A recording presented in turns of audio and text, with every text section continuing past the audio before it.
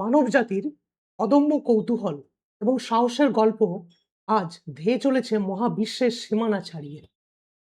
নমস্কার বন্ধুরা, welcome to rice is YouTube channel. আমি সুবিমান চৌধুরী। আজকে আপনাদের সাথে আলোচনা করব সদ্য সফল হওয়া নাসার আর্টেমিস 2 মিশন নিয়ে। আপনারা অনেকেই শুনেছেন বা জানেন যে মানুষের মধ্যে মহাকাশ বিজ্ঞান বা মহাকাশের রহস্য ভেদ করা নিয়ে অনেক বেশি কৌতূহল রয়েছে এবং সেই কৌতূহলের প্রথম প্রমাণ আমরা পাই যখন অ্যাপোলো 1 মিশনের মাধ্যমে নীল আর্মস্ট্রং সর্বপ্রথম কিন্তু চাঁদের মাটিতে পা রেখেছেন। এটা আপনারা সকলেই শুনেছেন। এবং তার সাথে চাঁদের মাটিতে প্রথমবার পা রেখেছিলেন বাজ অল্ড্রিন এবং সঙ্গে ছিলেন মাইকেল কলিন্স, যিনি চাঁদের কক্ষপথে প্রদক্ষিণ করেছিলেন। তো চন্দ্র বিজয়ের এই যে নেশা, সেটা কিন্তু শুরু হয়ে গিয়েছিল 1969 থেকে এবং নীল আর্মস্ট্রং জুলাই 20, 1961 এ সেই অসাধ্য সাধন করে দেখান।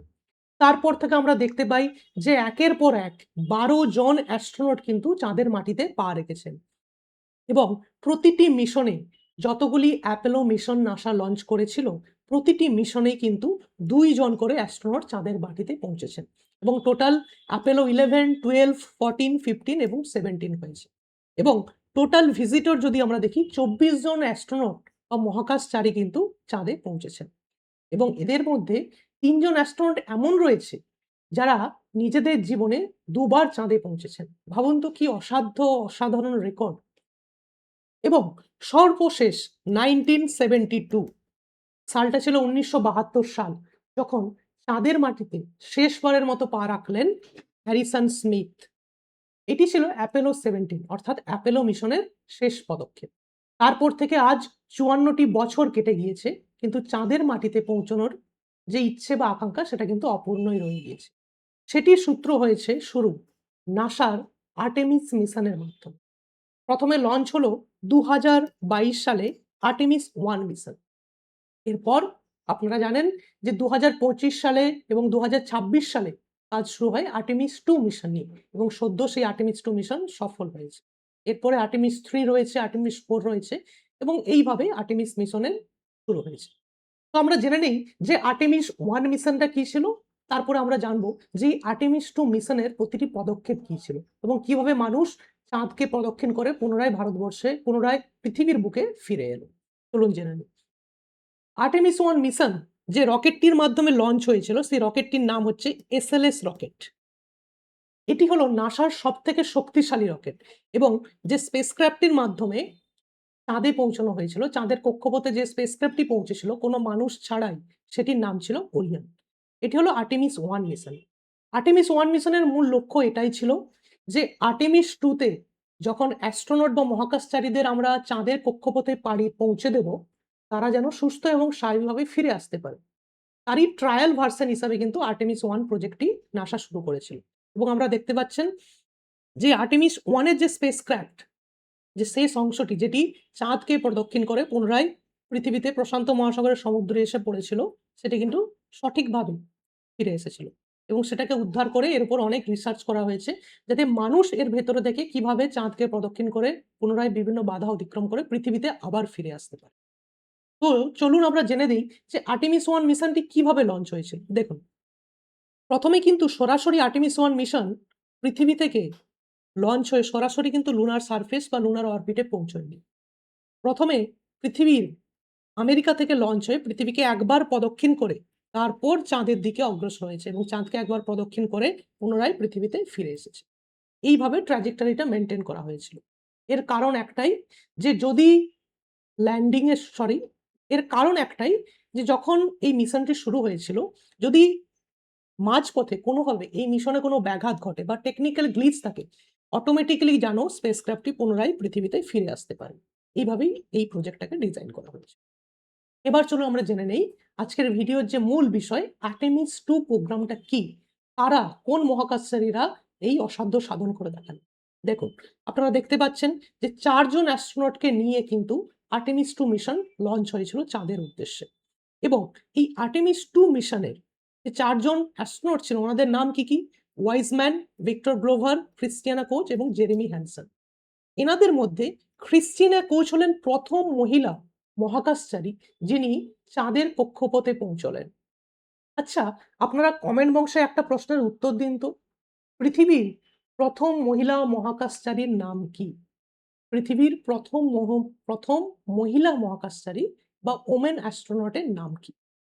এবং এখানে দেখুন ভিক্টর গ্রুভার যিনি হলেন প্রথম ব্ল্যাক অ্যাস্ট্রোনট, অর্থাৎ প্রথম ব্ল্যাক অ্যাস্ট্রোনট হিসাবে উনি কিন্তু পৌঁছলেন। এবং প্রথম নন আমেরিকান অ্যাস্ট্রোনট অর্থাৎ কানাডা দেশের অ্যাস্ট্রোনট যিনি আর্থের যে অরবিট রয়েছে কক্ষপথ সবথেকে বাইরের যে কক্ষপথ সেটি ছাড়িয়ে মহাশূন্যে পৌঁছলেন। এই ছিল আর্টেমিস 2 মিশনের যে ৪ জন অ্যাস্ট্রোনট ওনাদের কথা। আপনাদের মনে অনেকেরই প্রশ্ন আসতে পারে যে মহাকাশে তো গিয়েছে কিন্তু মহাকাশে কি আমাদের মতো বাড়ির খাবার কি এভেইলেবল? অবশ্যই। মহাকাশে যখন ওনারা পৌঁছচ্ছেন এবং মানুষ যখন পৌঁছচ্ছে, খাবার তো লাগবেই। তো আমরা দেখে নেই যে ওনাদের মেনু চার্টে, অ্যাস্ট্রনটদের মেনু চার্টে কি ছিল? যেমন ধরুন, ১ মিনিট।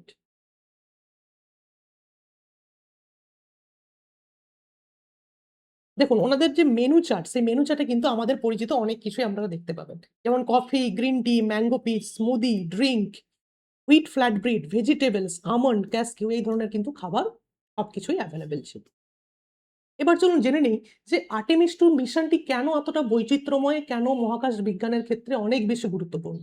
দেখুন ১৯৭২ সালে শেষবারের জন্য যখন মানুষ চাঁদে পাড়ি দিয়েছিল, যতটা দূরত্ব অতিক্রম করেছিল, এই আর্টেমিস 2 মিশনের ক্রিউরা কিন্তু তার থেকে অনেক বেশি দূরত্ব অতিক্রম করেছে। অর্থাৎ আমরা মহাশূন্যে আরো অনেক দূরে পাড়ি দিতে পেরেছি। কতটা ডিসট্যান্স?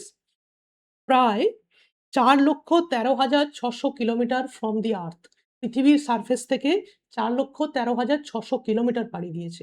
এবং চাঁদের যে সারফেস, সেই চাঁদের সারফেস থেকে মাত্র ৭,৫০০ কিলোমিটার দূরে কক্ষপথে প্রদক্ষিণ করে এসেছে এই আর্টেমিস 2 এর ওরিয়ন স্পেসক্রাফট। যেটা কিন্তু এক খুবই অসাধ্য সাধন করেছে। এবার চলুন জেনে নেই এই আর্টেমিস 2 মিশন যখন লঞ্চ হয়েছিল, সেই লঞ্চে যে লঞ্চ ভেহিকল বা স্পেসক্রাফট সেগুলো সম্বন্ধে একটু জেনে নিই। দেখুন, আপনারা যে অরেঞ্জ কালার যে পুরো পার্টটা দেখতে পাচ্ছেন, এটাই হচ্ছে এসএলএস অর্থাৎ স্পেস লঞ্চ ভেহিকল। এটি একটি রকেট সিস্টেম এবং দেখুন বাঁদিকে একটি এবং ডানদিকে একটি সাদা রঙের ২ টি বুস্টার রয়েছে। এগুলো হচ্ছে জ্বালানি ক্যারি করে, ফুয়েল ক্যারি করে এবং ইঞ্জিন রয়েছে এর মধ্যে। এই রকেটের কাজ হলো উপরে অবস্থিত যে সাদা রঙের স্পেসক্রাফটটি রয়েছে, সেই স্পেসক্রাফটটিকে মহাশূন্যে পৌঁছে দেওয়া। এটি হলোই রকেটের কাজ। এবং কাজ শেষে কিন্তু এই রকেটটি স্পেসক্রাফট থেকে ধীরে, ধীরে পার্ট বাই পার্ট একটু, একটু করে আলাদা হতে শুরু করে। এবং দেখুন এইভাবে ইঞ্জিন স্টার্ট হওয়ার পরে কিন্তু সোজা গতিবেগে পৃথিবীর মাধ্যাকর্ষণ শক্তিকে ছাড়িয়ে মহাশূন্যে পৌঁছে দেয় এই স্পেসক্রাফটটিকে। এবং এই যে সাদা রঙের স্পেসক্রাফটটি আপনারা দেখতে পাচ্ছেন, এই স্পেসক্রাফটটির মধ্যেই রয়েছে একটি ছোট্ট রুমের মতো একটি অংশ, কালো রঙের দেখুন।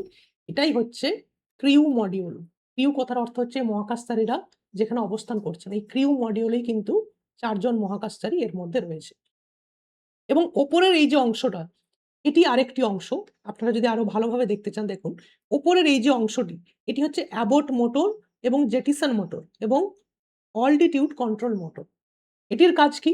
ধরুন যখন লঞ্চ হচ্ছে, পুনরায় দেখুন, এই যে সময়টুকু যখন লঞ্চ হচ্ছে, এই সময় যদি কোনো টেকনিক্যাল গ্লিচ আসে বা কোনো ব্যাঘাত ঘটে বা কোনো বিপদ আসে, অ্যাস্ট্রোনটদের জীবন তো অনেক বেশি দামি একটা মিশনের থেকে। তাই সেই সময় যাতে এই মিশনটিকে অ্যাবর্ট করা যায় এবং ৪ জন অ্যাস্ট্রোনট খুবই সহজে যেন এই লঞ্চ ভেহিকলের বাইরে আসতে পারে, সেই জন্যেই কিন্তু এই সিস্টেমটি সৃষ্টি করা হয়েছে। অর্থাৎ কোনোভাবে সিস্টেমে যদি ব্যাঘাত ঘটে, এই ক্রিউ মডিউলটি কিন্তু এই অ্যাবর্ট মোটর বা লঞ্চ অ্যাবর্ট সিস্টেমের মাধ্যমে কিন্তু এই পুরো অংশ থেকে আলাদা হয়ে বাইরে চলে আসবে এবং এসে সমুদ্রে পড়ে যাবে। তাহলে ৪ জন মহাকাশচারী সুস্থ স্বাভাবিক থাকবেন। এবং দেখুন কিভাবে যখন পৃথিবী ছাড়িয়ে একটুর পর একটু উপরের দিকে উঠতে শুরু করে, ধীরে, ধীরে কিন্তু এই লঞ্চ ভেহিকলের একটি, একটি অংশ, একটি, একটি ইঞ্জিন এবং জ্বালানি শেষ হয়ে যাওয়ার পর আলাদা হয়ে যায়। এবং সবশেষে যেটি পড়ে থাকে সেটি হলো ওই লঞ্চ সিস্টেম যার নাম কি? যার নাম হচ্ছে ওরিয়ন। এই ওরিয়নের ভেতরেই কিন্তু ৪ জন অ্যাস্ট্রোনট রয়েছে। এভাবে দেখুন শেষ মুহূর্তে শেষ অংশটিকেও আলাদা হয়ে গেল পৃথিবীর যে লোয়ার আর্থ অরবিটে। এরপরে এই যে বাকি অংশটা, যেটার কিছুটা অংশ আপনারা দেখতে পাচ্ছেন, এই অংশটি কিন্তু চাঁদের উদ্দেশ্যে পাড়ি দিয়েছিল। আরো দেখুন কিছু মজার ছবি আমি আপনাদের জন্য কালেক্ট করেছি। এই যে অ্যাস্ট্রোনটরা রয়েছেন, কোথায় রয়েছেন? সেই যে স্পেসক্রাফটটি ছিল, সেই স্পেসক্রাফটের মাথায় যে সাদা অংশ, তার মধ্যে যে ক্রিউ মডিউল, সেই ক্রিউ মডিউলের ভেতর কিন্তু এইভাবেই ৪ জন অ্যাস্ট্রোনট ১০ টা দিন কাটিয়েছেন। আপনারা দেখতে পাচ্ছেন চারিদিকে বিভিন্ন ধরনের যন্ত্রপাতি এবং কম্পিউটার সারফেস রয়েছে। এবং এই ছবিটি লক্ষ্য করুন। কি সুন্দর তাই না আমাদের এই নীল গ্রহ বা পৃথিবী? আর্টেমিস 2 মিশনের ওরিয়ন স্পেসক্রাফটের উইন্ডো থেকে তোলা এটি একটি ছবি। আপনারা যদি আরো ডিটেইলস এ দেখতে চান দেখুন। এই ছবিটা একটি বিশেষ গুরুত্ব দিয়েছে। আপনারা গেস করতে পারেন। কি বলুন তো? আমরা পৃথিবী থেকে যেভাবে চাঁদকে দেখি না? কখনো অর্ধাকৃতি বা কখনো ফুল মুন দেখি বা অমাবস্যাতে আমরা চাঁদ দেখতেই পাই না। দেখুন চাঁদের সারফেস থেকে বা চাঁদের কক্ষপথ থেকে ওরিয়ন স্পেসক্রাফটের ক্যামেরায় ধরা পড়েছে যে পৃথিবীও দেখুন চাঁদের মতোই কিছুটা মনে হচ্ছে। অর্থাৎ নিচের অংশটুকুতে রয়েছে নাইট এবং উপরের অংশটি সূর্যের আলোয় আলোকিত হচ্ছে। ঠিক পৃথিবী থেকে চাঁদকে যেমন লাগে, চাঁদের সারফেস বা কক্ষপথ থেকেও কিন্তু পৃথিবীকে একইভাবে লাগছে। এই ছবিটি তোলা হয়েছে 6th অফ এপ্রিল ৬টা ৪১ PM। এবার দেখুন, আপনারা অনেকেই চন্দ্রগ্রহণ দেখেছেন, সূর্যগ্রহণও দেখেছেন বা শুনেছেন। দেখুন কিভাবে চাঁদের পুরো আয়তনের মাধ্যমে সূর্য পুরো ঢাকা রয়েছে। অর্থাৎ চাঁদের মাধ্যমে কিন্তু পুরোপুরি সূর্যগ্রহণ আমরা দেখতে পাচ্ছি এবং এটা কিন্তু পৃথিবী থেকে তোলা ছবি নয়। এটি আর্টেমিস 2 মিশনের ওরিয়ন স্পেসক্রাফট অর্থাৎ চাঁদের কক্ষপথ থেকে তোলা এই ছবি। কি সুন্দর তাই না? এবং চারিপাশে দেখুন সূর্যের যে করোনা অর্থাৎ সূর্যের বাইরে যে আলোর ছটা সেটা কিন্তু আমরা লক্ষ্য করতে পারছি। এবং এই ছবিটা দেখুন, এই ছবিটা দেওয়ার একটা কারণ রয়েছে। ভালো করে লক্ষ্য করুন। এই যে পৃথিবীকে আমরা দেখছি আপনাদের মনে হতে পারে পৃথিবীর এই অংশটুকু যেটুকু আমরা দেখতে পাচ্ছি এটা পুরোটাই হচ্ছে দিন। কিন্তু না, এটা আসলে রাতের ছবি। চাঁদের আলোয় পৃথিবী আলোকিত হলে কেমন লাগে চাঁদকে দেখতে সেটিই কিন্তু এখানে দেখানো হয়েছে। এটি ওরিয়ন স্পেসক্রাফট থেকে তোলা ছবি। এবং আপনারা যদি একটু ভালোভাবে লক্ষ্য করেন, দেখুন একটি খুব ইম্পোর্টেন্ট জিনিস আপনারা দেখতে পাবেন। ভালো করে লক্ষ্য করুন এই জায়গাটিতে। কিছু দেখতে পাচ্ছেন? দেখুন এখানে সবুজ রঙের কিছুটা ছটা রয়েছে। ঠিক এখানেও দেখুন কিছুটা সবুজ রঙের আলোর ছটা দেখতে পাচ্ছি। এগুলো কি বলুন তো? এগুলো হচ্ছে মেরুর জ্যোতি। যেগুলোকে ইংরেজিতে বলা হয়, উত্তর মেরুতে বলা হয় অরোরা বোরিয়ালিস এবং দক্ষিণ মেরুতে বলা হয় অরোরা অস্ট্রালিস। সেই মেরুর জ্যোতি বা মেরু প্রভা কিন্তু ওরিয়ন স্পেসক্রাফটের ক্যামেরায় ধরা পড়েছে এবং এটি কিন্তু রাতের সময় তাই আমরা দেখতে পাচ্ছি। চাঁদের আলোয় আলোকিত পৃথিবী। এবং আরো কিছু ছবি দেখে নিন। যেমন ধরুন ওরিয়ন স্পেসক্রাফট থেকে যখন চাঁদের মাটি থেকে ওরিয়ন স্পেসক্রাফট যেটি চাঁদকে প্রদক্ষিণ করছে তার দূরত্ব মাত্র ৭৫০০ কিলোমিটার। সেই থেকে চাঁদের সারফেসের কিছুটা ছবি এবং চাঁদ থেকে পৃথিবীকে কেমন দেখায় তারও আপনারা চিত্র দেখতে পাচ্ছেন। এরপর আরেকটি বিষয় আমি আপনাদের সাথে আলোচনা করে নিই। দেখুন ওরিয়ন স্পেসক্রাফটটি কিভাবে লঞ্চ হয়েছিল। প্রথমে আমেরিকার স্পেস সেন্টার থেকে লঞ্চ হয়ে পৃথিবীকে দুবার প্রদক্ষিণ করে চাঁদের দিকে রওনা দিয়েছিল এবং চাঁদকে একবার প্রদক্ষিণ করে পুনরায় পৃথিবীতে ফিরে এসেছে। এবং এই আর্টেমিস 2 স্পেসক্রাফট কিন্তু চাঁদের যে ফার সাইড যেটি সবসময় অন্ধকার অবস্থায় থাকে সেই ফার সাইডেও কিন্তু একবার প্রদক্ষিণ করে এসেছে। এবং যখন এই ফার সাইডে অ্যাস্ট্রোনটরা ছিলেন ওরিয়ন স্পেসক্রাফটের ভেতরে, তখন কিন্তু পৃথিবীর যে নাসার যে সেন্টার, সেই নাসার সেন্টারের সঙ্গে কিন্তু প্রায় ৩০ থেকে ৪০ মিনিট কোনো কমিউনিকেশন ছিল না। কিন্তু এই পুরো প্রজেক্টটা এমনভাবে ডিজাইন করা হয়েছে যে কোনো যদি সমস্যার সৃষ্টি হয়, স্পেসক্রাফট কিন্তু মহাশূন্যে হারিয়ে যাবে না। অটোমেটিক্যালি চাঁদের গ্র্যাভিটি এবং পৃথিবীর মাধ্যাকর্ষণ শক্তির মাধ্যমে পুনরায় পৃথিবীতে ফিরে আসবে। যাতে অ্যাস্ট্রোনটরা সুস্থভাবে পৃথিবীতে ফিরতে পারে। চলুন দেখে নেই যে কিভাবে চাঁদকে একবার প্রদক্ষিণ করে পুনরায় পৃথিবীতে ফিরে এসেছিল। দেখুন আপনারা ভিডিওটা। স্পেসক্রাফটটি কিন্তু যখন পৃথিবীর বায়ুমণ্ডলের ভিতর প্রবেশ করেছে, তখন কিন্তু বায়ুমণ্ডলের যে ধূলিকণা এবং বিভিন্ন ধরনের গ্যাস তার জন্যে কিন্তু স্পেসক্রাফটের বাইরে প্রচন্ড পরিমাণে উত্তাপ সৃষ্টি হয়। প্রায় কত? প্রায় ধরুন ৫,০০০ ডিগ্রি ফারেনহাইট অর্থাৎ প্রায় ২,৭০০ ডিগ্রি সেলসিয়াস। অর্থাৎ আগ্নেয়গিরি থেকে যখন লাভা বেরোয় তারও টেম্পারেচার কিন্তু এরকমই থাকে। এতটা বেশি উত্তপ্ত হয়ে যাবে এই স্পেসক্রাফট। তাহলে এর ভেতর মানুষ থাকবে কি করে? আমরা তো ৫০ ডিগ্রি টেম্পারেচারও সহ্য করতে পারি না। তাহলে ২,৭০০ ডিগ্রি টেম্পারেচার যদি হয়, তাহলে মানুষ তো বেঁচে থাকতে পারবে না ভেতরে। এই ওরিয়ন স্পেসক্রাফটটি কিন্তু সেইভাবেই ডিজাইন করা হয়েছে। যাতে বাইরের টেম্পারেচার অনেক বেশি বাড়লেও ভেতরের মানুষজন যেন সুস্থ এবং স্বাভাবিক এবং জীবিত অবস্থায় থাকতে পারে। এবং আপনারা দেখছেন যে যখন পৃথিবীর বায়ুমণ্ডলে প্রবেশ করবে, তখন তো পৃথিবীর মাধ্যাকর্ষণ শক্তির কারণে এর গতিবেগ প্রচণ্ড হয়ে যায়। সেই গতিবেগ কমানোর জন্য বিভিন্ন ধাপে, ধাপে একটির পর একটি প্যারাসুট ওপেন হবে এবং অবশেষে গতি কমে, কমে এসে প্রশান্ত মহাসাগরে এসে পড়বে। যদি আপনারা এই গ্রাফটা দেখেন যে ধীরে, ধীরে একটার পর একটা প্যারাসুট ওপেন হবে এবং অবশেষে প্রশান্ত মহাসাগরে এসে পড়বে এবং প্রায় ৪,০০,০০০ ফিট থেকে একদম সারফেসে এসে পৌঁছবে এবং অবশ্যই দেখবেন যে এইভাবে ওরিয়ন স্পেসক্রাফটটি প্রশান্ত মহাসাগরে ল্যান্ড করার পর তাকে উদ্ধার করা হয় এবং ৪ জন অ্যাস্ট্রোনটই সুস্থ এবং স্বাভাবিকভাবে ফিরে এসেছে। এবং সবশেষে আপনাদের এটাও বলে দেই যে এরপর আর্টেমিস 3 মিশন আসতে চলেছে নাসার, যার উদ্দেশ্য হলো চাঁদের মাটিতে মানুষ যাতে পা রাখতে পারে। আর্টেমিস 2 মিশনে চাঁদকে প্রদক্ষিণ করে ফিরে এসেছে। এটাই পরিষ্কার যে মানুষজন সুস্থ স্বাভাবিকভাবে ফিরে আসতে পারে পৃথিবীতে এবং আর্টেমিস 3 তে মানুষ পুনরায় কিন্তু চাঁদের মাটিতে পা রাখবে এবং আর্টেমিস 4 এবং 5 এ এটা পরিকল্পনা করা হয়েছে নাসার দ্বারা যে চাঁদের মাটিতে একটি পার্মানেন্ট বেস বানানো হবে। অর্থাৎ চাঁদের মাটিতে পার্মানেন্ট বাড়ি বানানো হবে।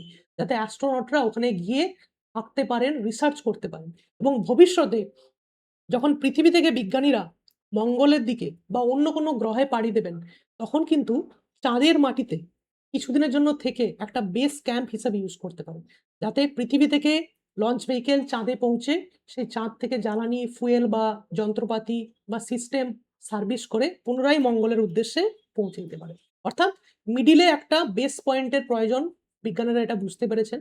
তাই চাঁদকে সেই বেস পয়েন্ট হিসেবে যাতে ব্যবহার করা যায়, সেই প্ল্যানও কিন্তু নাসার বিজ্ঞানীদের মধ্যে রয়েছে।